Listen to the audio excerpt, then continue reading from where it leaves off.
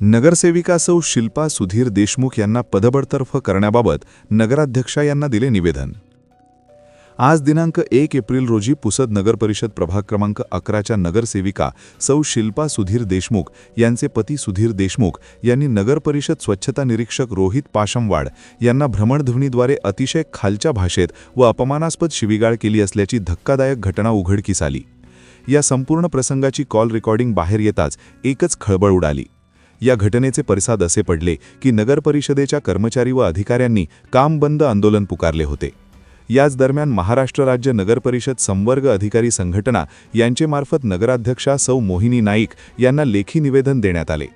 यामध्ये रोहित पाशमवाड स्वच्छता निरीक्षक यांना नगरसेविका सौ शिल्पा देशमुख यांचे पती सुधीर देशमुख यांनी केलेल्या शिवीगाळ व अपमानास्पद वागणुकीविरोधात काम बंद आंदोलन व नगरसेविकेचे पद बडतर्फ करण्याबाबत तसेच स्वच्छता निरीक्षक यांना शिवीगाळ करून धमकी देणाऱ्या सुधीर देशमुख यांचेवर भारतीय न्याय संहितामधील कलमानुसार गुन्हा दाखल करण्यात येऊन संबंधित व्यक्तीवर कठोर कारवाई करण्यात यावी या आशयाचे लेखी निवेदन देण्यात आले।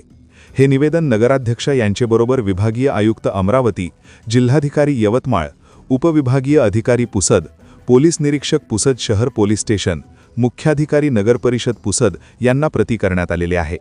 त्याचबरोबर अखिल भारतीय सफाई मजदूर युनियन यांचेमार्फतही निवेदन देऊन कारवाईची मागणी करण्यात आलेली आहे। एका शासकीय अधिकाऱ्यास अर्वाच्य अश्लील भाषेत शिवीगाळ केल्यामुळे नगरपरिषदेचे अधिकारी व कर्मचारी आक्रमक झाले असल्याचे चित्र यावेळी बघावयास मिळाले। आता बघू या विषयासंदर्भात माननीय नगराध्यक्षा सौ मोहिनी नाईक हे काय भूमिका घेतायत। निवेदनात असलेल्या मागणीप्रमाणे नगरसेविकेचे पद बडतर्फ करणार का? शिवीगाळ करून धमकी देणाऱ्या सुधीर देशमुख यांचेवर गुन्हा दाखल केला जाईल का? सदर प्रकरण दबून जाईल की पीडित अधिकारी यांना न्याय मिळेल? आता सर्व पुसदकरांचे लक्ष नगराध्यक्षा व सर्व वरिष्ठ अधिकाऱ्यांच्या भूमिकेकडे लागलेले आहे।